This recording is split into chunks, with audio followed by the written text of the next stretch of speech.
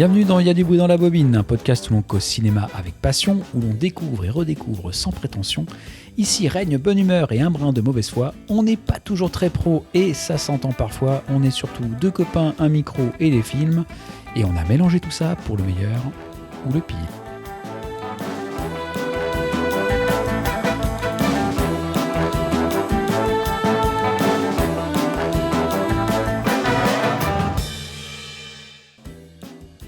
Aujourd'hui, on entre dans un film où les flingues font plus de bruit que de logique et où les explosions sont une forme de dialogue.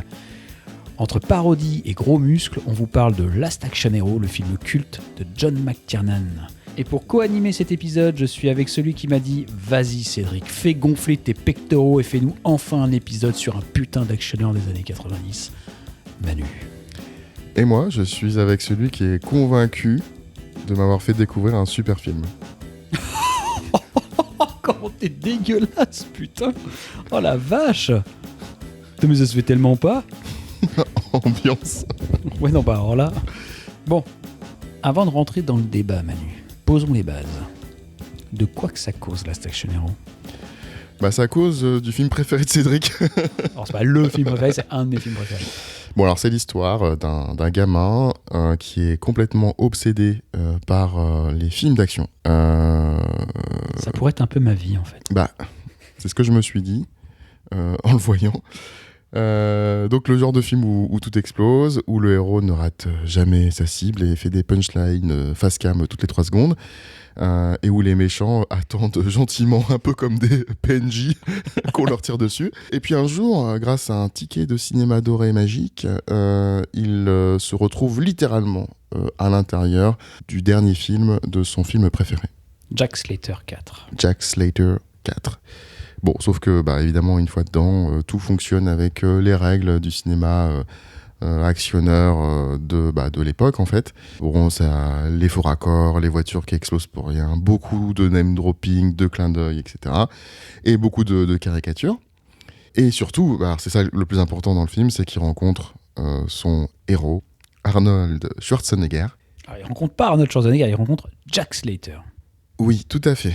Et évidemment, à ce moment-là, la frontière entre la réalité, le film, etc., tout se mélange, toutes les règles commencent à bouger, et on se retrouve avec un film qui essaie d'être à la fois un film d'action, mais aussi une parodie. Et ça... Et on va en parler après. Non. Je termine, et c'est ça, Cédric, qui commence à devenir compliqué dans le film. Oh le gars. Bon, avant de te demander ton avis, je vais un peu parler du film et de son réal. Donc, Last Action Hero est réalisé par le GOAT, Saint John McTiernan. Je prie et j'allume des cierges pour qu'il fasse de nouveau un film, car il me manque terriblement. Donc, qui est John McTiernan ? Eh ben, il est né en 1951 aux États-Unis, dans l'État de New York. C'est pas, il y a rien de spectaculaire au départ. C'est pas un enfant prodige. C'est pas comme un Steven Spielberg, par exemple. Oh que oui. T'es dégueulasse, putain. Arrête là. Oh, c'est pas possible ça. Mais le point important, c'est qu'il vient quand même d'une culture très artistique et très théâtrale. Donc, au tout début de sa carrière, il a des débuts un peu difficiles. Son premier film, Nomads, c'est notamment un échec commercial. Mais ce film montre déjà une vraie maîtrise visuelle, un sens de l'attention et surtout en fait une mise en scène précise, en tout cas suffisante pour attirer l'attention des studios. Et c'est là que tout va basculer parce qu'en fait Hollywood va lui faire confiance et va lui confier en 1987 le film Predator avec Arnold Schwarzenegger, qui est... Des fois Hollywood est aveugle. Non bah, je rigole. C'est de mauvaise foi parce que Predator est un sacré film. J'adore Predator. Predator est un sacré film. Troller. Et donc, c'est un film de commande qui est un film en mélangeant le film de traque, le film d'action et en même temps un peu le film quasi horrifique. Et il impose sa patte avec une mise en scène très immersive dans Predator. Et donc, du coup, au résultat, le film est un succès énorme et il gagne une crédibilité monstrueuse. Donc, s'ensuit après un autre film qui lui est confié en 1988. Culte. Qui est ultra culte, qui est bien sûr Die Hard avec Bruce Willis, ou Piège de cristal piège de cristal. Piège de cristal en français. Et donc, c'est là où il redéfinit le héros. Il joue avec les espaces et le rythme. Et bien sûr, il transforme via ce film Bruce Willis en star mondiale, puisque c'est après que la carrière de Bruce Willis va décoller. Et donc, McTiernan devient le mec qui comprend vraiment l'action mieux que tout le monde. C'est vraiment celui qui a redéfini le genre. Et donc, l'un de ces films cultes qui va suivre après, ce sera À la poursuite d'Octobre Rouge avec Sean Connery, qui est un vrai film de tension, vraiment différent de ce qu'il a pu faire, parce qu'il n'y a pas de grande explosion, il n'y a pas de flingue dans tous les sens, mais en même temps, il y a encore cette maîtrise de la tension et une construction du récit qui est hyper intelligente. C'est un film que j'aime beaucoup. Poursuite... Ah ouais, c'est un film qui est extraordinaire, hein, qui est vraiment très très bien. Ce qui définit McTiernan, c'est vraiment un architecte de l'espace. Tu as une vidéo notamment du cinématographeur sur la réalisation de Die Hard et comment il met les personnages dans les cadres et comment il définit l'espace pour raconter son propos, qui est vraiment extraordinaire. McTiernan, c'est vraiment quelqu'un qui a eu un véritable point de vue dans ses films. Et donc, comment il arrive sur Last Action Hero ? Eh bien, le film sort en 93. Donc pourquoi lui ? Tout simplement parce que après Die Hard et Predator, il est littéralement le meilleur réalisateur des films d'action du moment. Et donc c'est pas un hasard si on lui demande de faire ce film-là. Au tout départ du projet, donc il y a un script qui est écrit par Zach Penn et Adam Leff, qui est juste un concept qui est qu'un jeune fan de cinéma est projeté dans un film d'action. C'est simple, c'est clair, et c'est surtout une idée hautement méta, très en avance pour l'époque. Et donc tous les studios vont se battre, il va vraiment y avoir une véritable guerre des studios pour essayer de choper ce script-là, et c'est finalement Columbia Pictures qui l'achète pour un prix très élevé de plusieurs centaines de milliers de dollars. Donc il y a vraiment déjà tout un engouement autour de ce film. Le studio croit tenir un concept monstrueux, et ils veulent le rentabiliser coûte que coûte. Et on sait très bien que quand un studio veut rentabiliser le film coûte que coûte, c'est là que ça commence à déraper. Donc sur le film, qui au départ était vraiment une œuvre très méta, on rajoute par-dessus Arnold Schwarzenegger, qui est une opportunité, mais aussi un problème. Il faut savoir qu'Arnold Schwarzenegger, à cette époque-là, il tourne énormément de films d'action, il en a un peu marre, et il veut se dégager de ce rôle-là, et il a ce besoin d'égratigner un peu son image. Donc forcément, ce film-là, qui est très méta, tombe à point nommé. Le problème qu'il y a, c'est que les studios se disent un film d'action avec Schwarzenegger, il faut que ça soit un film de Schwarzenegger, et pas un film qui critique réellement le concept. Donc McTiernan commence déjà à avoir les points liés sur le projet, et ça se sent énormément dans le film. Donc ça devient immédiatement en fait un blockbuster. Et qui dit blockbuster, on sait très bien à quel point les projets sont compliqués. Donc là, il y a énormément de scénaristes qui réécrivent le scénario. C'est fait à plusieurs mains. Il y a notamment Shane Black qui vient réécrire le scénar. Alors moi j'adore Shane Black, on l'a connu, il a joué notamment dans Predator, et il réalisera plus tard Kiss Kiss Bang Bang ou The Predator, également il y a peu de temps. Arrivé à cette réécriture consécutive, en fait McTiernan se trouve à être face à un film où il ne sait plus trop ce que c'est. Donc il va quand même, à partir de là, essayer de construire l'œuvre en étant proche du script d'origine. Voilà pour la mise en abîme du film. Donc à partir de là, qu'est-ce que tu en as pensé de ce film après le visionnage ? Dis-moi. Bon, avant toute chose, j'aimerais juste vous dire d'où je parle. Je suis pas à la base un immense fan des actionneurs, et j'ai aucune forme de mépris envers les grands films de divertissement, etc. Je trouve que c'est très très louable et que c'est une super belle ambition que de faire un film qui essaye de divertir le maximum de personnes, en opposition à des films qui me touchent plus, qui sont des films d'auteur. Après, effectivement, il existe aussi des films de divertissement un peu plus autorisants, en tout cas avec une écriture, etc. Pourquoi je dis ça ? Parce que j'anticipe... je vois pas de quoi tu parles. Un petit peu. La critique que Cédric va me faire en me disant « Mais oui, forcément, toi, t'aimes pas les films d'actionneurs, etc. » Ah non, pas du tout. Eh ben, Parce que je sais que tu n'aimes pas les films d'actionnaires. mais ce n'est pas parce que... Déjà, c'est faux que de dire que je n'aime pas, parce qu'il y en a plein que j'aime bien. Je peux apprécier des films de grand divertissement et des actionneurs. Je peux en apprécier certains.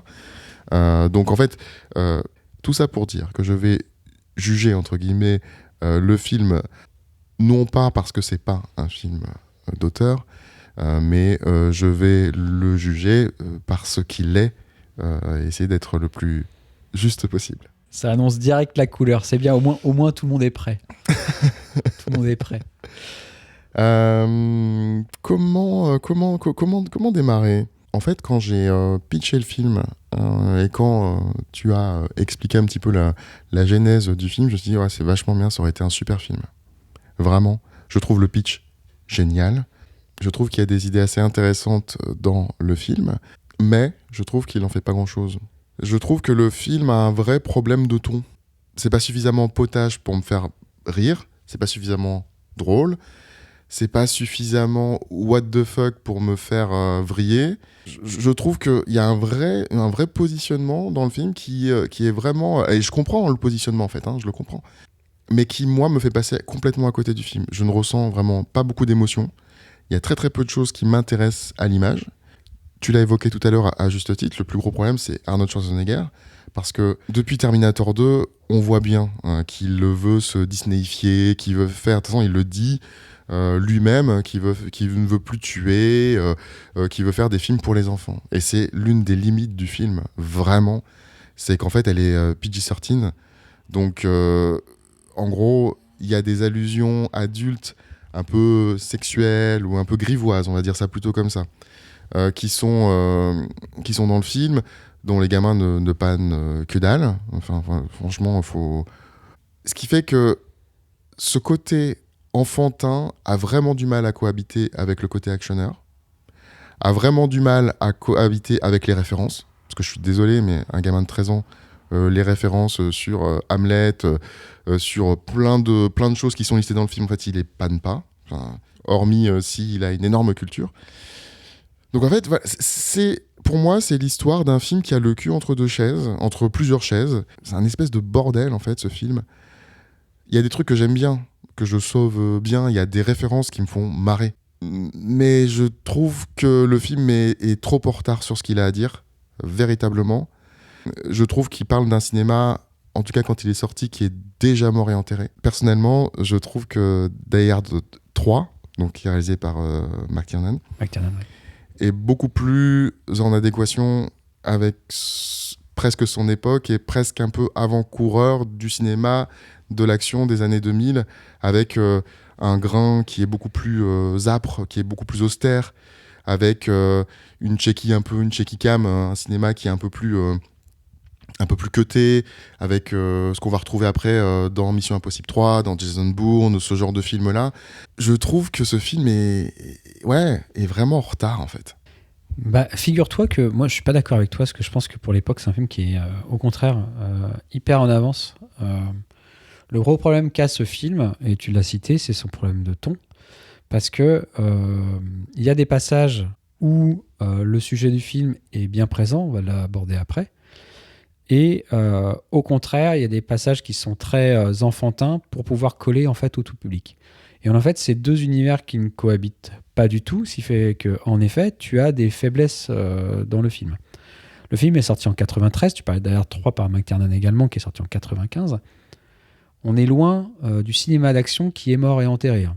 Très très loin, hein. Vraiment. Tu as encore des films d'action avec Stallone, etc., qui vont arriver après.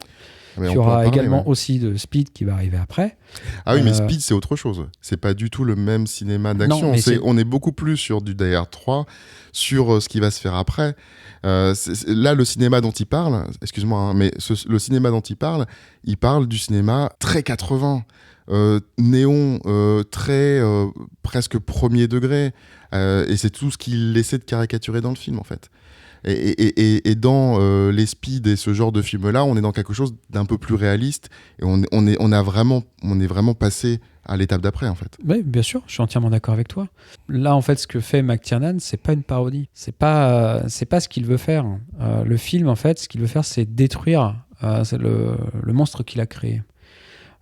Qui, à l'époque du cinéma d'action des années 80, où on a un héros surpuissant qui, avec des chargeurs qui ne se vident jamais, qui ne meurt jamais, qui ne se fait jamais mal, etc. Et il arrive au moment où, en fait, il tue la Gorgogne, en fait.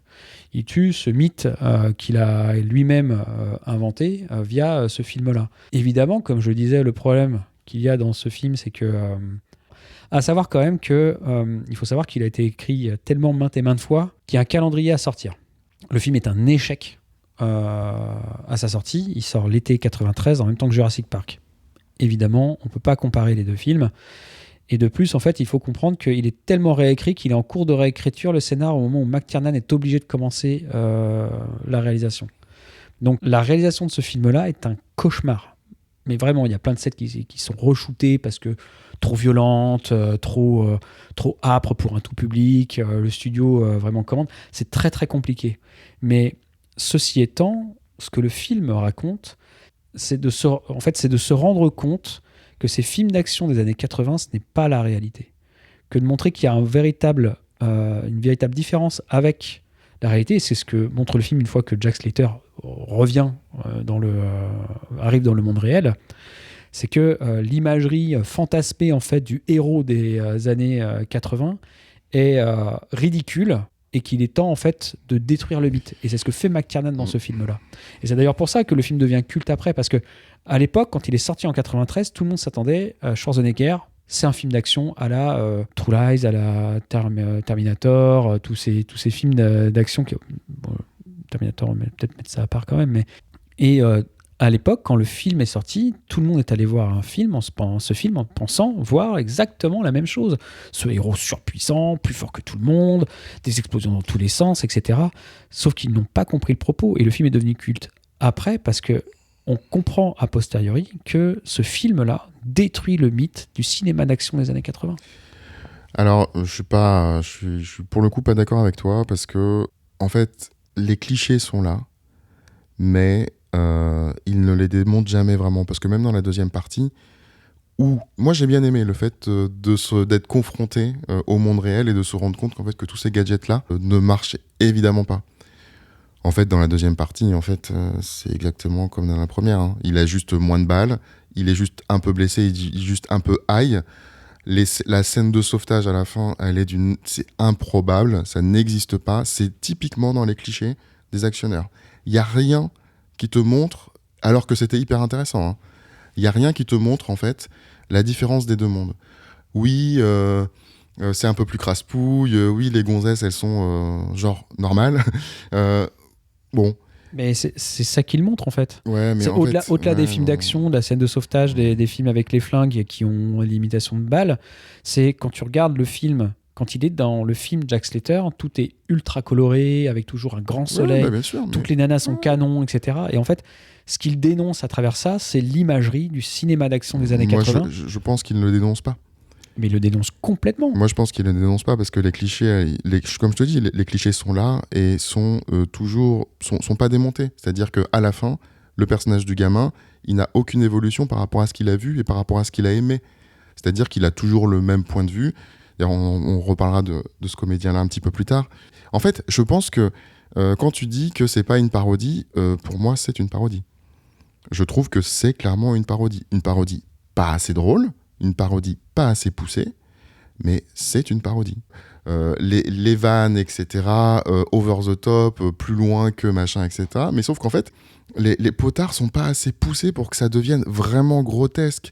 Il y a un problème de ton, c'est-à-dire que c'est marrant, c'est drôle, et on passe beaucoup plus de temps dans, justement... les actionnaires des années 80 que dans le monde réel. Moi, j'aurais préféré l'inverse. J'aurais préféré un actionneur complètement perdu. Ce serait un autre film. En fait, j'aurais aimé qu'Hazanavicius réalise ce film, en vrai. Un actionneur qui serait dans un monde réel, qui serait pas dans un film, à quoi ça pourrait ressembler ?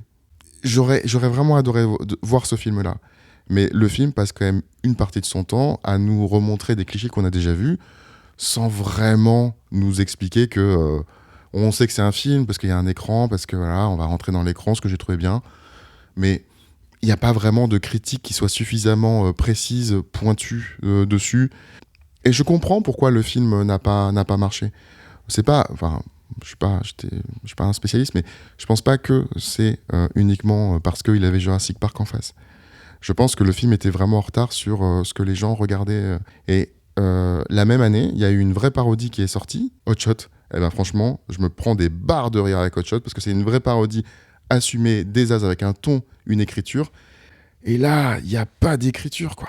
Alors, ok pour dire que bah oui, il n'y a pas d'écriture parce que les actionnaires, les trucs sont pas écrits et que c'est hyper simple, mais c'est beaucoup trop long en fait. J'aurais préféré qu'on passe beaucoup plus de temps dans le monde réel à déconstruire plutôt que toutes ces scènes de cascade qu'on a vues et revues. Ok, ça peut être sympa, mais personnellement, ouais, j'y trouve vraiment pas mon compte. Moi, je suis pas tout à fait d'accord avec toi. Hot Shot est une parodie de A à Z, ce qui n'est pas le cas de Last Action Hero. Last Action Hero pousse les potards de la partie dans le film Jack Slater pour montrer la bêtise en fait que sont ces films-là, et le passage en fait à la réalité dans son ton, dans ses couleurs et sa mise en scène deviennent beaucoup plus brutales. Ce n'est plus drôle du tout en fait. Et c'est là. Ça reste un happy end, ça reste assez basique. La résolution, elle se fait vite fait. Mais oui, mais c'est là les faiblesses du film. Les faiblesses du film sont là parce que le studio a demandé à ce que ça soit PG-13, alors que c'est pas ce que voulait McTiernan. Mais la résolution, elle se fait comment ? C'est le héros américain avec le petit gamin, smart, le héros américain qui va dragouiller la maman et qui... je veux dire, on reste dans des clichés. Bien sûr, parce qu'il sort du film. Jack Slater, quand il sort du film, en fait, il arrive dans le monde réel, mais avec ses codes à lui, et on ne pourra pas l'empêcher d'être ce qu'il est, en fait. Et c'est là où, comme Bénédicte, il y a une inadéquation avec le monde qui les entoure. Et moi, je trouve, en tout cas, que ce film, il est hyper méta. Bien sûr, pour on l'époque. a toutes les 3 secondes. Oui, non, mais... Je veux dire, les clins d'œil, c'est d'une lourdeur absolue, quand même. Oui, mais dans le film, en fait, tu les as plus après dans le monde réel. Puisque ce sont juste les acteurs qui sont là parce que c'est la promotion du film, et puis point. C'est plus des clins d'œil. C'est juste que tu as une projo dans le monde réel du film, donc tu as Schwarzenegger qui joue Jack Slater qui est là, et des stars qui sont venus à la première d'un film et d'un événement. Oui, mais alors, bon, moi je parlais pas de cette partie-là, mais puisque tu en parles, elle est caricaturale as fuck. D'un seul coup, on te montre que Schwarzenegger, il est pas tout à fait comme l'image qu'il aurait, c'est-à-dire que c'est moitié un commercial qui vend des produits, machin, etc. Toutes les célébrités, elles sont dans une espèce de caricature du showbiz. C'est une caricature, donc ça veut pas dire que ça n'existe pas. Mais c'est pas non plus réaliste, en fait. La résolution de l'enquête, alors oui, on peut pas... empêcher Jack Slater de faire du Jack Slater, y compris dans le monde réel. Je suis complètement d'accord avec toi, mais ce qui aurait été beaucoup plus malin, beaucoup plus subversif, c'est qu'il se tôle vraiment comme une merde. C'est-à-dire qu'il n'y arrive pas. Parce que dans ce monde-là, il ne peut pas avoir de prise. Mais évidemment, tu prends la partie réelle, entre guillemets, qui n'est pas dans...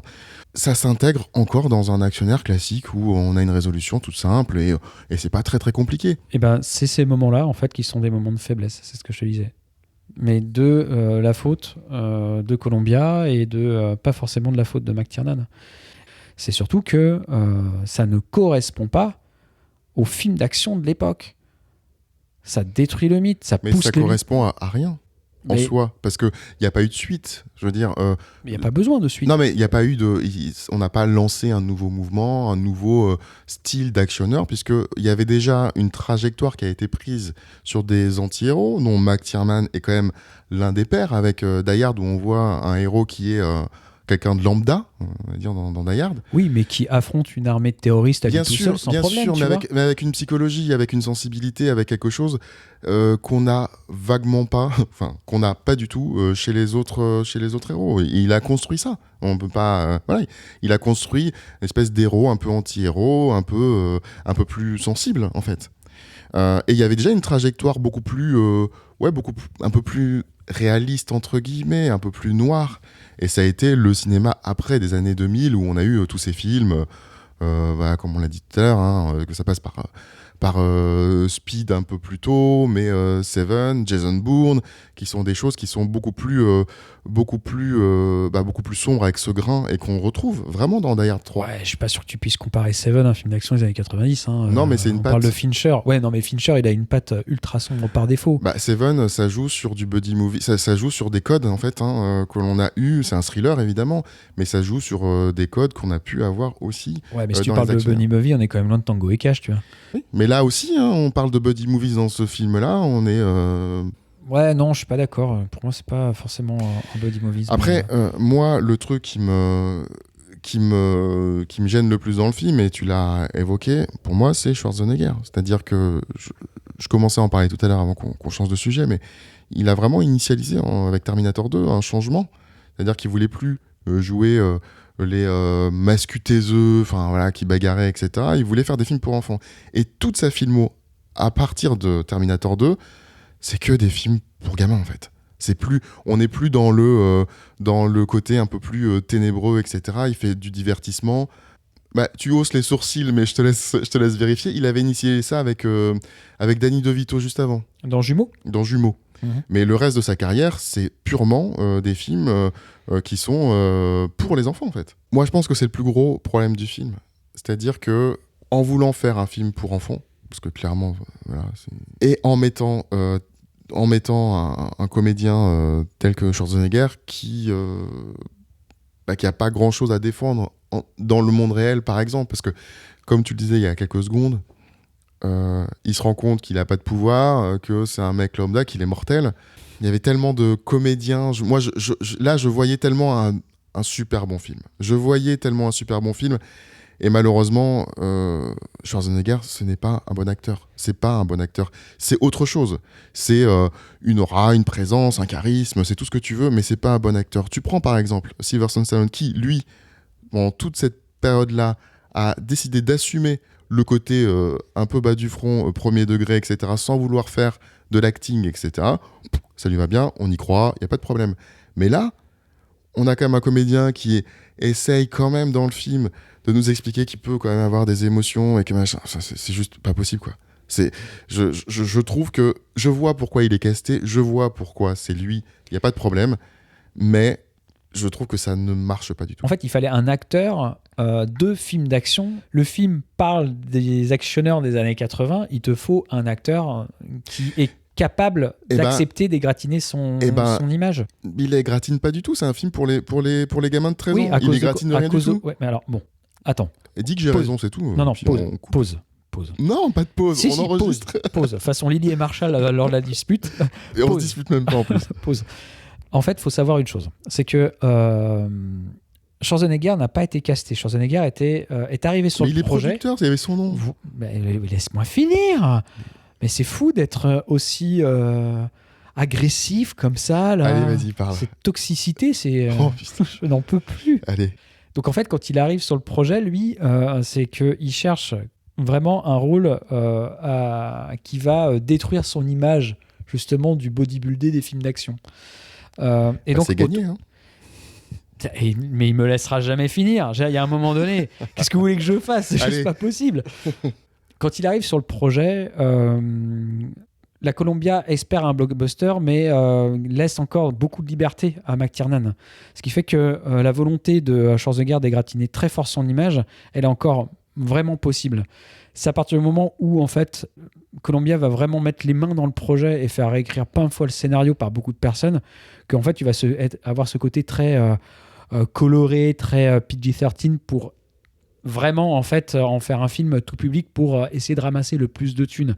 Mais la volonté, au tout départ, de Schwarzenegger, c'était vraiment celle-ci. Et je reste persuadé, contrairement à ce que tu penses, que si on avait laissé vraiment une grosse liberté à McTiernan, Schwarzenegger aurait eu un putain de rôle dans ce film et aurait vraiment détruit son image d'actionneur pour sa carrière plus tard. Je pense que c'est là, mais tu le dis, hein, que c'est la limite du film. Moi, c'est ma petite déception quand je regarde ce film. Parce qu'en effet, ça aurait pu être un film vraiment beaucoup plus grandiose que ce que ça. Mais est aujourd'hui. beaucoup plus. Quand tu veux détruire une image, il faut que ce soit beaucoup plus dramatique, il faut que ce soit beaucoup plus poussé, faut que ce soit. Mais là, en fait, Mais son oui, mais image, c'est ce que c'est je t'ai dit. exactement la même Oui, mais qu'il pourquoi aura dans tout le reste de sa carrière. Non, mais bien sûr. Moi, ce que j'ai envie de. En fait, j'ai envie de parler du film pour ce qu'il est. Et pas pour. Pas uniquement. Enfin, aujourd'hui, ce qu'on regarde, c'est le résultat final, quand même. Bah, je suis d'accord avec toi, sauf qu'en fait, sur le résultat final, il faut comprendre aussi, pour moi, hein, quand je regarde un film, c'est ce qui me va pas, mais pourquoi ce qui me va pas est présent dans le film. Est-ce que ça aurait pu être différemment si, en fait, il n'y aurait pas eu tous ces problèmes? Et il y a beaucoup de films qui sont comme ça, où tu vois les problèmes qu'il y a, tu vois ce qu'ils essayent de faire et ce qui aurait pu être Oui, de ce film-là. contextualiser, je suis Bien d'accord. sûr. Et ce film-là, clairement, il y a vraiment ce problème. Ça aurait pu être un film qui aurait, je pense, révolutionné le film d'action à l'époque. Tu vois, moi, ça m'a fait penser à plein de films. En le voyant, j'ai pensé à La Cité de la Peur sur la fin, parce que promo, etc., ça m'a fait marrer de penser à Cannes, enfin tout le showbiz, etc. Ouais. J'ai trouvé ça assez amusant. J'ai pensé à Jim Carrey, parce que j'adore Jim Carrey, mais sa manière, lui, pour le coup, de vraiment casser son image et de vraiment la dénoncer dans pas mal de films. Et notamment la partie où Schwarzy est dans le monde réel, j'ai vraiment pensé à The Truman Show, qui, bon, est hyper bien écrit, hyper bien joué. Mais voilà, et en fait, au fur et à mesure, et c'est ça qui est ma plus grosse déception du film, c'est qu'au fur et à mesure, je voyais poindre un grand film. Vraiment. Et en fait, je vois un best-of, un maxi best-of. Tu sais, je vois une compile M6 Hit de quand on était ado. Ouais, je vois parfaitement. M6 Dance. Je sais pas. Donc ouais, je suis un peu déçu. Après, il y a beaucoup d'autres choses qui m'agacent énormément. Bah, plus que ce que tu as dit là. Ouais. Eh ben écoute, c'est toi qui donnes ton avis sur un de mes films préférés, donc vas-y, j'irai me rouler en boule après sous un meuble. L'une de mes plus grosses limites, c'est le gamin. Parce que là, j'ai ma plus grosse tête à claque. Vraiment, j'ai tellement envie de lui foutre des baffes. Je ne le supporte pas. Alors, c'est un truc dans les films américains, beaucoup de ces gamins qui sont plus intelligents qu'eux. Et là, en l'occurrence, il a une longueur d'avance, puisque lui, il a vu tous les films. Donc en fait, au début, il cultive un petit peu ça, et c'est pas ça qui me gêne le plus. Ce qui me gêne le plus, c'est que ça joue mal. Alors, je sais que c'est compliqué de faire jouer des gamins, c'est hyper... voilà, c'est pas évident. Mais là, pour le coup, il joue excessivement mal. Il sait tout sur tout. Je supporte pas. Et en face, on a Schwarzenegger, bon, je l'ai déjà dit, mais je le redis, qui est pas un très bon comédien.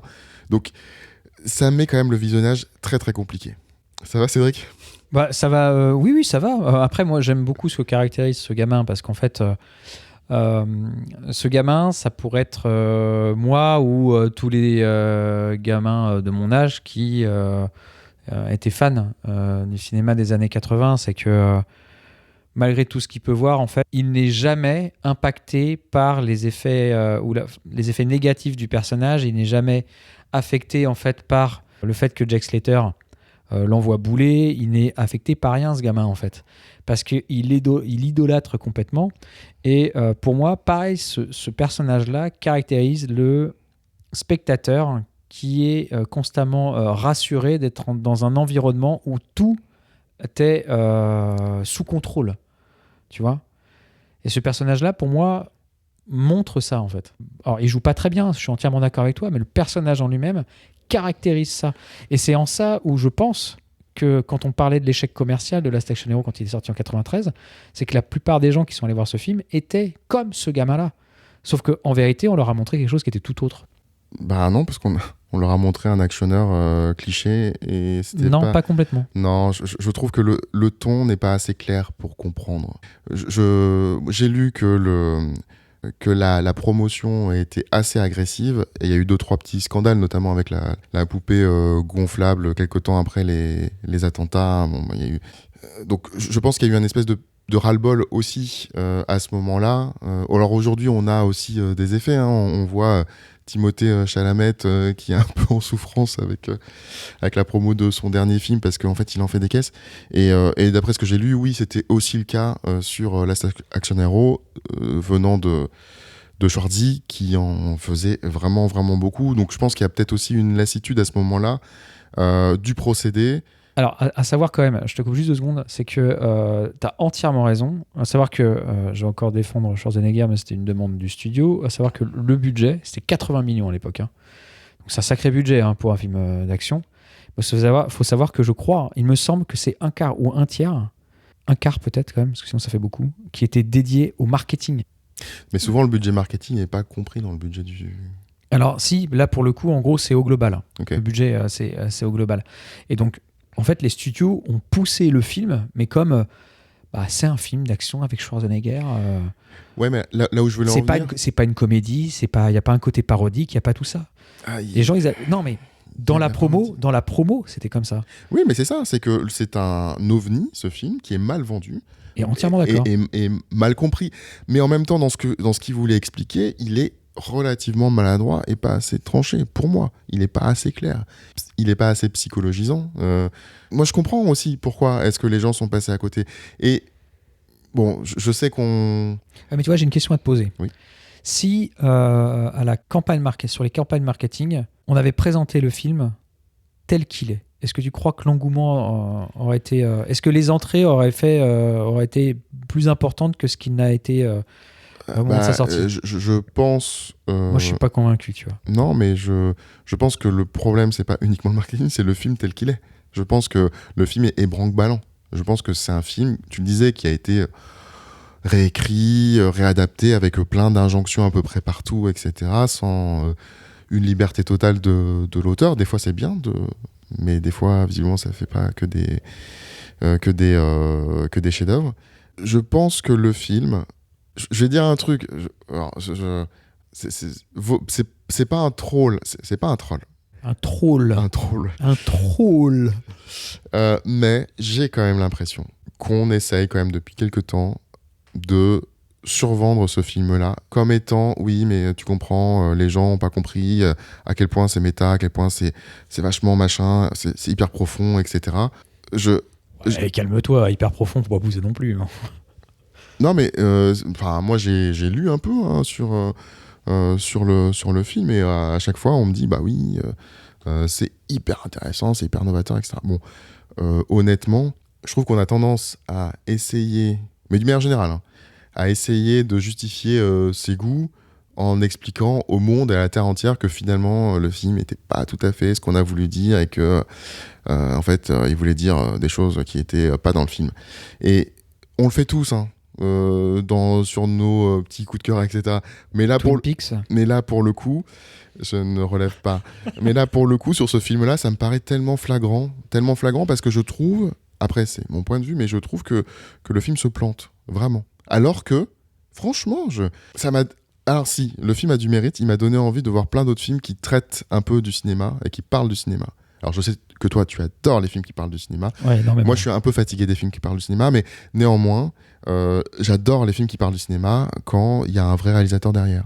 Un Spielberg, par exemple. Ouais, attention à ce que tu dis, parce que ne critique pas McTiernan, s'il te plaît. D'accord ? Parce que sinon, ça va être la fin de ce podcast. Là, Cédric est en train de me pointer du doigt. Oui, parce et il a fait un on signe, ne critique pas. Il a fait un signe de gauche à droite au niveau de sa gorge, qui sous-entend que tu vas mourir si tu continues à critiquer McTiernan. En tout cas, je critique pas McTiernan, je critique ce film-là.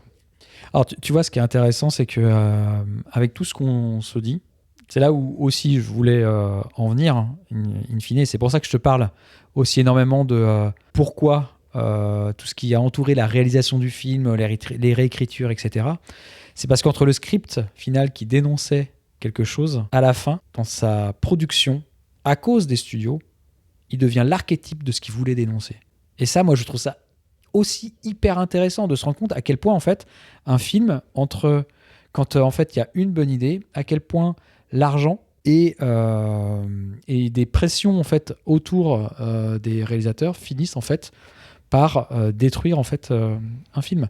Alors j'adore le film, hein, j'adore pour ce qu'il est, il me fait énormément marrer. Je trouve qu'il y a des scènes qui sont vraiment géniales, des idées de mise en scène qui sont super, mais ce que je trouve quand même hyper intéressant, c'est que à quel point, comment un studio a réussi à détruire une idée originale, comment un film réussit en fait à devenir l'archétype de ce qu'il voulait dénoncer au départ. Cette démonstration est brillante parce que, Je suis complètement d'accord avec toi, mais malheureusement, il y a beaucoup de films voilà, qui subissent les foudres des studios, des réécritures, etc. Dans pas mal même de, pour le coup, même de films réussis. Il y a beaucoup de réalisateurs qui se plaignent en fait du résultat qui correspondait pas à leur idée originale, mais ça n'empêche que c'est des bons films. Là, en l'occurrence, voilà. Non, bah finis ta phrase. Non, mais parce qu'on y est là, alors vas-y. Non, mais voilà, je trouve que ce film est surcoté. Voilà. Bon, je pense qu'on a parlé quand même des sujets du film en large, en long et en travers. Je t'ai vu lever les yeux au ciel quand je parlais de mise en scène. Moi, j'aime beaucoup la mise en scène de ce film-là. Je trouve qu'il y a des idées qui sont hyper pertinentes. Je trouve que le rythme est aussi génial. Ce qui est aussi intéressant, quand on parlait de différence de ton tout au long du film, c'est que tu vois les scènes qui sont des idées pures de McTiernan et des demandes vraiment et de pression du studio. Hein. Et c'est flagrant pendant tout le film. Mais quand McTiernan est réellement aux manettes, je trouve qu'il y a des idées qui sont vraiment superbes, quoi. Je pense à tout ce qui est course-poursuite. Une idée toute simple, tu vois, du minuteur sur les cartes, tu vois, qui est débile parce que les actionneurs sont débiles. C'est des idées, en fait, toutes simples, en fait, mais qui fonctionnent mais à merveille, quoi. Et je sais pas si toi, t'as ressenti ça dans le film. Moi, j'ai trouvé ça un peu assourdissant. Mais les actionneurs sont Non, mais, assourdissants. oui, non, mais bien sûr. Ça pète tout le temps. Ça... Mais parce que c'est un actionneur. Cette partie-là. Mais oui, mais bien sûr. C'est la limite du film, en fait. Donc, moi, j'ai trouvé ça assourdissant. Évidemment, il y a plein de plans qu'on a déjà vus 1000 fois ailleurs. Je vais pas te dire... T'as jamais vu une pyramide de chiens avant. ça m'a fait beaucoup rire. Enfin, ça m'a fait beaucoup rire. Non, ça m'a fait sourire. Non, t'as rigolé, t'as pouffé, j'étais à côté de toi. J'ai souri. Mais c'est peut-être le seul endroit, en vrai. Tu vois, quand on parle de mauvaise foi, elle est là, parce que j'aurais dû t'enregistrer. Parce qu'en plus, je te l'ai dit, je fais « Ah, là, t'as rigolé. » Oui, non, mais... Et t'as fait « Oui, c'est vrai que c'est marrant. » J'ai rigolé, mais j'ai pas pouffé de rire, j'ai pas explosé de rire. J'ai pas dit exploser, j'ai dit « T'as rigolé. » Ok. Les termes. Oui. Les termes. S'il te plaît. La sémantique. La sémantique. Arrête de m'imiter, t'es chiant. La mise en scène, comme je disais, je reprends. Il y a des choses qu'on avait déjà vues ailleurs. Je vais pas dire en mieux, etc. parce que j'ai pas un critère de comparaison. Je suis pas assez calé pour vraiment évaluer, mais il y a des trucs voilà, il y a des clins d'œil. Il y a beaucoup trop de clins d'œil. Alors c'est bizarre, mais je pense que c'est le problème que j'évoque depuis le début, le problème du ton. C'est soit il y en a pas assez, ou soit il y en a trop. Et j'aurais tendance à dire qu'il y en a pas assez, parce que c'est un truc, un espèce de... Bah, en fait... Ouais, t'en as quand même énormément tout le long du film. C'est un film qui rend aussi hommage énormément. J'attendais. C'est vrai. Je l'attendais. Quand on est dans Jack Slater, t'as beaucoup d'éléments dans le film qui rendent hommage à plein de films et à un pan de l'histoire du cinéma. C'est pas un point de vue, c'est un commentaire mou. Donc, Ah, et donc c'est pas un hommage même si c'est un commentaire mou? Eh ben, ça mérite. Certes, je pense que E.T. mérite mieux que ça. E.T. mérite mieux que ça. Non, parce que c'est E.T. dans un actionneur et franchement, c'est très drôle. Parce que cette scène-là, on l'a vu 26 000 fois détournée partout. Franchement. À l'époque, c'est entièrement faux.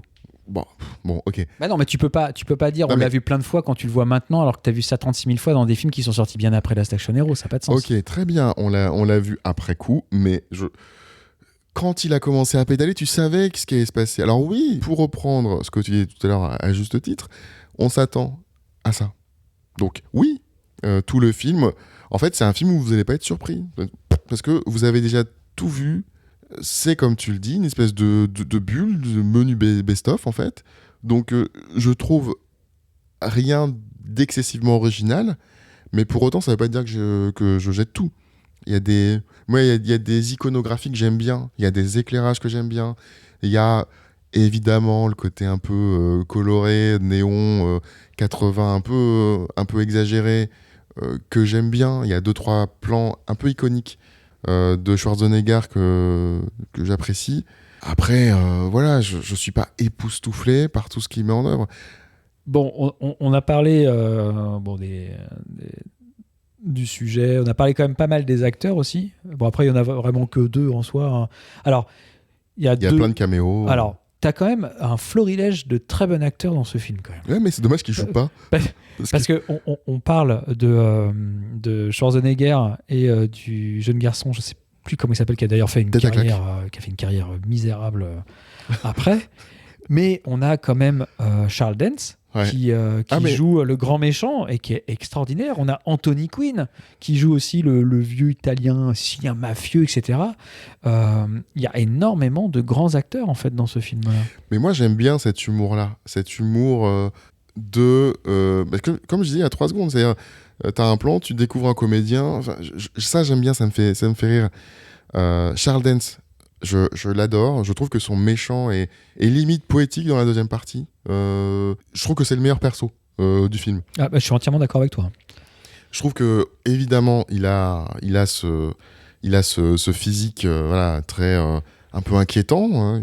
Il en joue beaucoup et en plus il a un petit problème à l'œil qui est assez rigolo dans le film. Mais dans la deuxième, c'est marrant d'ailleurs, hein, c'est assez rigolo, c'est que dans la première partie, à l'intérieur du film, il est un méchant classique. Ouais, mais avec un sacré charisme quand même. Oui, mais et des punchlines qui sont vraiment géniales. Alors, à savoir quand même, on le dit, mais nous on l'a vu en VF parce que je voulais absolument le voir en VF. Alors, d'enfance et que moi j'adore la VF. Alors, juste, on l'a vu en VF juste pour Léo le Prout. C'est juste Alors, pour déjà, ça. C'est juste pour ça. The Prout. Voilà, parce que forcément, The Prout, le Prout, il y a plein de jeux. Voilà, il a explosé de rire. Il va lâcher The Prout. Voilà, il y a plein de jeux de mots sur les gaz. Et c'était ça la condition sine qua non. Alors que c'est pas que ça, c'est que moi j'aime beaucoup moi j'ai grandi avec les voix françaises de Schwarzenegger et Stallone et même si ça m'est arrivé de voir des films en VO, hein, mais j'ai cet amour profond pour leur doubleur. D'ailleurs, moi la mort d'Alain Dorval, ça a été une grande tristesse, hein, parce que moi j'ai grandi avec le fait que Stallone, il avait cette voix-là, quoi. Et quand j'ai regardé la saison 2 de Tool Sacking, je peux te dire que quand c'était pas lui qui doublait, putain, ça a été rude. Vraiment. est-ce que c'est juste pas plus rude de regarder juste Tool Sacking? Mais c'est non, moi j'aime bien. Après, je suis dès qu'il y a Stallone, c'est bien. T'es pas très regardant, quoi. Moi, non, ouais. Alors honnêtement, je fais preuve d'une subjectivité et d'une mauvaise foi là-dessus. Il y a aucun problème. Merci. Non. Après, Stallone a fait de bons films. Bon, on va pas parler de ça non, maintenant. mais si, on va en reparler. Alors, juste, mes potes savent que je suis un grand fan du doublage. et c'est vrai que même si je suis comme toi, les voix de notre enfance, Emmanuel Curtil, enfin voilà, la voix de Bruce Willis, c'est vraiment des voix qui sont et des jeux et des vrais comédiens qui nous amènent en fait à développer notre amour du cinéma et une cinéphilie, parce que le doublage c'est vraiment une porte d'entrée sur la cinéphilie. C'est pour ça que je voulais, c'est pas pour faire de la polémique, mais j'ai vraiment pas du tout apprécié les dernières polémiques sur certains influenceurs qui critiquaient les VF et tout. Oui, il y a des VF qui sont critiquables parce que pas de budget, parce que petits films, etc. Mais néanmoins, sur les films qui nous ont fait grandir, les films de notre enfance, de notre adolescence, on les a découverts en VF. S'ils veulent regarder vraiment une VF claquée au sol, ils regardent celle de Samurai Cop et puis après ils reprendront leur jugement sur tout ce qu'ils dénoncent, quoi. J'ai pensé à Samurai Cop. Non. Si. Ouais, te fous pas de la gueule. Et d'ailleurs, j'en profite de cet épisode pour ressortir l'échelle des frères Russo. Non, alors putain, mais. Ah non, tu me fais pas ça. Non, tu peux pas comparer Samurai Cop à la Station Hero, faut quand même pas abuser, quoi. L'une des vannes les plus drôles pour moi, c'est Terminator avec Sylvester Stallone. Ouais, c'est l'une des plus drôles. Ça, c'est juste génial. C'est vachement bien. C'est le truc le plus marrant. Et puis le petit caméo de Van Damme, bon voilà, parce que c'est rigolo. Parce que c'est ton acteur fétiche. Non, pas du tout. Loin de là. Mais ouais, ces clins d'œil-là me font marrer. Tu sais qu'il y a un acteur qui est dans le film, et à l'époque, il me semble, je vais te dire une bêtise, mais il n'était pas si connu que ça. Il y a Ian McKellen qui joue la mort, en fait, à la fin. Tu vois qui c'est? Oui, bah, je vois. Tu l'avais reconnu? Bah oui. Ah bah moi, absolument pas. Bah, du coup, moi, je trouve qu'il ressemble vraiment... Bon. À Magneto? Bah oui, pour le coup, ouais. Mais j'ai eu un doute. En vrai, pour être tout à fait honnête, j'ai quand même eu un petit doute. Je me suis dit, est-ce que c'est vraiment lui? Mais Après, dans le film X-Men, je trouve que Magneto, il a un sacré scope. oui, Magnétoscope. Voilà, c'est tout pour moi. Merci. ouais, bon, En fait, la Manu est dépitée, là. j'en peux plus. Je suis fatigué. Elle va partir, celle-ci. Elle va partir. Donc, en tout cas, il y a un paquet d'acteurs quand même dans ce film-là. Donc, ce qui explique, je pense, aussi le budget. Hein. Ce qui est fou, c'est que, comme je disais en intro, moi, je peux vraiment m'éclater sur un actionneur. C'est pas un nom, fais pas la moue, c'est pas un nom catégorique. Oh, je sais pas la moue, je vais te sortir des films monstrueux. Hein. Non, mais il existe un univers où je peux passer un bon moment devant un Michael Bay. Ça peut. Alors. Ben putain, non mais. Non, attendez. Je ne donnerai. Venant d'un mec je ne qui donnerai pas de nom. adore Godzilla de Roland Emmerich, qu'est-ce que vous voulez qu'on attende? Je veux dire, faut pas chercher plus loin. Je veux dire, c'est normal qu'il y ait ce genre de propos qui tombent. Non, mais ce que je veux dire par là, c'est que franchement, je suis pas fermé et j'étais quand même hyper content de voir le film. Force est de constater que. Voilà, T'as pas passé un bon moment? Vraiment? C'est pas le moment où c'est Ah, pas. il y a des mauvais soins. Non, mais c'est pas. C'est pas maintenant que je dois clôturer. On a parlé voilà, des sujets, des personnages, on a parlé aussi de la réal. Moi, j'ai une question, parce que moi, je l'adore. Qu'est-ce que tu as pensé de la bande-son? Pareil, cul entre deux chaises, évidemment, parce qu'entre le score et le reste, j'ai trouvé ça lourd. Toute la musique classique, cliché, etc., ça, j'ai pas aimé. Par contre, évidemment... la musique un peu plus rock and roll. Rock and roll, ça j'ai bien aimé. C'est vachement bien, ça colle bien. J'étais un petit peu saoulé par l'espèce de riff de guitare qui revient à peu près toutes les 3 secondes dès qu'il pose un pied au sol. Mais bon. C'est ça qui est rigolo. Genre, la scène de début. Mais c'est pas assez poussé dans ce cas, c'est pas assez grotesque. Oui, mais parce que toi, tu t'attends à voir autre shot. C'est pas ça le sujet. Non, je m'attends pas à voir autre shot. J'ai parlé d'autre shot, mais je m'attends à voir un film. Oh putain. Oh, la... Je me vengerai. Je te jure que je me vengerai. Putain. Tu sais que c'est pas bien de réagir comme ça. Bah, je réagis comme je veux. Et le pire, c'est que j'avais d'autres actionneurs en tête. Hein. Bah, écoute. Mais maintenant que tu m'as lancé, tu vas en avoir un à chaque épisode. Hein. Le prochain, ce sera Starship Trooper. Pour ceci étant, il y a beaucoup de choses à dire à Starship Trooper. Non, mais alors, juste pour contextualiser pourquoi Last Action Hero, c'est qu'en fait, on a quand même cumulé beaucoup de films, un peu des drames, des films assez, assez lourds, un peu chargés ou un peu rudes. Et on a tous nos vies, enfin voilà. Et là, Cédric avait prévu un autre film. Et je lui ai dit, non, tu veux pas un truc un peu plus... Et je l'ai challengé, je lui ai dit, mais assume ton côté un peu actionneur, etc. Et vous voyez, enfin, on dit que je suis un fan d'actionneur. Il me pousse à faire l'épisode sur les films d'actionneur. Et voilà le remerciement. Voilà ce que j'ai en retour. J'ai envie de dire, mais... Ah bah, ça donne envie, hein. Bah écoute, c'est le débat, c'est la discussion, mais en même temps, j'ai envie de te dire, je t'ai donné les clés, t'as choisi ce film-là, mais t'aurais pu en choisir un autre. Bah, j'aurais pu choisir avec des sujets beaucoup plus âpres, hein, donc Starship Trooper, Robocop, voilà. Après, c'est ton gros mot, donc j'aurais pu choisir ça, quoi. Depuis la traversée de Paris, c'est la traversée du âpre. L'apritude. L'apritude. Manu et l'apritude. Bref, putain. Non mais en tout cas voilà, c'était un peu ça l'idée, c'est-à-dire de faire un film qui soit pas trop plombant et qu'on passe un bon moment. Bon, on peut dire que c'est un échec sur la partie bon moment. mais j'apprécie le geste. Merci Cédric. Bon, je suis pas du tout d'accord avec toi, moi j'ai kiffé, je me suis marré du début à la fin, je trouve que c'est un film qui est vraiment cool à regarder. Je prends toujours autant de plaisir. Et dès les premières notes, et voir les soundtracks de Schwarzy marcher sur les toits des bagnoles de police, je sais que je vais passer un bon moment. Toujours. Mais après, je suis pas objectif du tout. Mais personne n'est objectif. Mais non, bien sûr. Et puis, McTiernan est un de mes réalisateurs préférés. Je suis, à part peut-être Rollerball où je suis pas avec Jean Reno, où je suis pas... Je pense que tout le monde, je pense que personne... Après, même l'original, je suis pas très fan de Rollerball, mais... Ouais, qu'on a... Vu dans Festival Premier Plan, il y a deux ans. C'était difficile, hein. Ouais, après, je pense que c'est un film qui... Alors, graphiquement, c'est beau.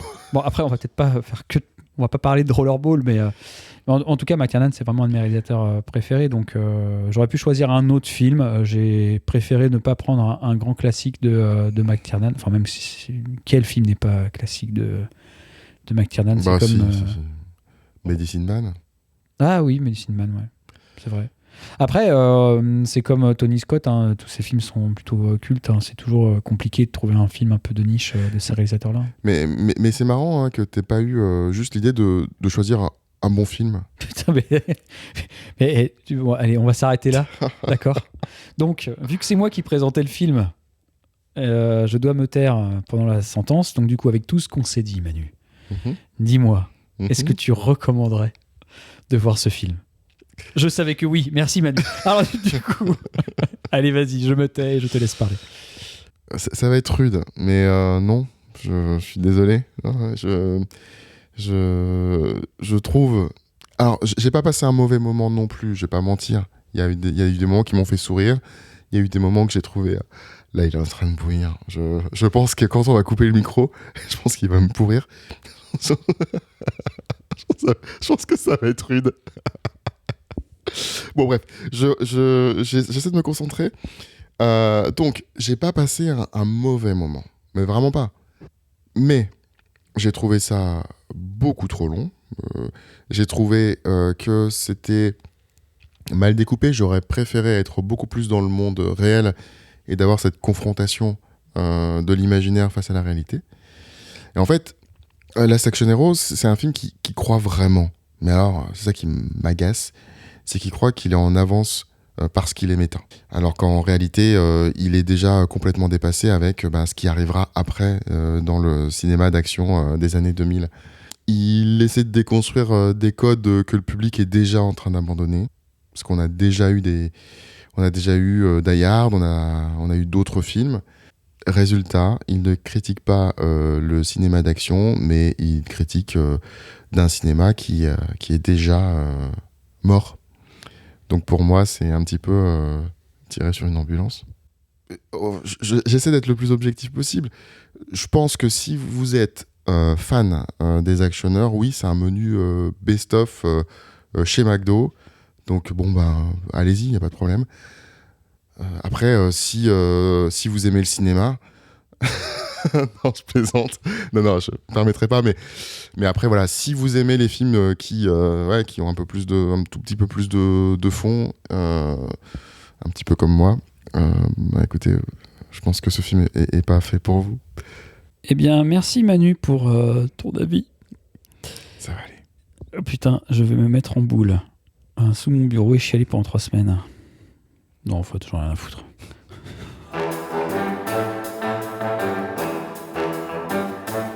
Bon, le film est dispo en VOD, en Blu-ray et DVD si jamais on vous a donné envie de le voir. Alors, on a bouclé le film du jour, mais pas l'épisode. Et à la fin de chaque épisode, on aime vous glisser une petite ou plusieurs recos sortis de derrière les fagots pour prolonger le plaisir. Alors, Manu, est-ce que tu as une reco cette semaine ? Alors oui, j'en ai une. Bon, déjà, si vous voulez voir un film méta, il y en a plein d'autres qui sont très intéressants de vrais réalisateurs. Coucou Spielberg. Mais j'en ai un qui sait vraiment ce qu'il raconte. Regardez Birdman. Parce que là, on est sur quelqu'un qui a quand même réfléchi sur son acteur principal. C'est un super film, Birdman. Hein. À son image et au cinéma, pas juste un film qui balance des refs en espérant que ça fasse le job. Iñárritu est un super réalisateur. Mais oui. Donc c'est l'histoire d'un acteur qui a été célèbre en jouant un super-héros et qui essaie de prouver qu'il est un vrai artiste en montant une pièce de théâtre à Broadway. Voyez-le, c'est génial. C'est vraiment un très très bon film. Peut-être ma limite, c'est juste que c'est monté en pseudo-plan séquence. Voilà. J'étais un petit peu déçu quand j'ai appris que c'était pas tout à fait le cas. Voilà. Ce qui aurait été compliqué quand même. Et toi, Cédric, est-ce que tu as une reco ? Eh bien, figure-toi que oui. Non. J'ai une reco. Et ce n'est pas un film, et ce n'est pas une série, mais c'est un podcast. Mais non. Je vous recommande, si vous aimez les actionneurs et les films un peu burnés, de vous pencher sur Stéroïde, le podcast par l'équipe de Capture Mag, où dedans on va retrouver donc, des sacrés journalistes, des anciens de chez Mad Movies. C'est présenté en général par Stéphane Moïsakis et on va retrouver comme invité souvent Julien Dupuis, Julien Charpentier, etc. Et voilà, c'est une équipe hyper pro de super critiques ciné. Que moi je suis, donc voilà, surtout foncez, et ils ont aussi une chaîne YouTube, donc n'hésitez pas à jeter un œil si vous aimez le cinéma.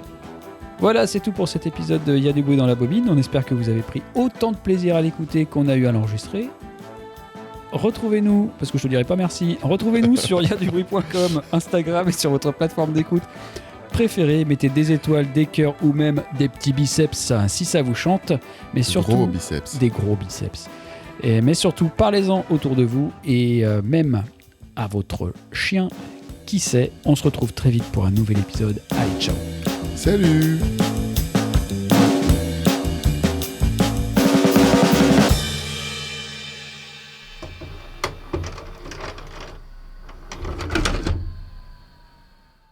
Dit non, quoi. Je le recommande pas. Putain, je suis fou. Mais bon.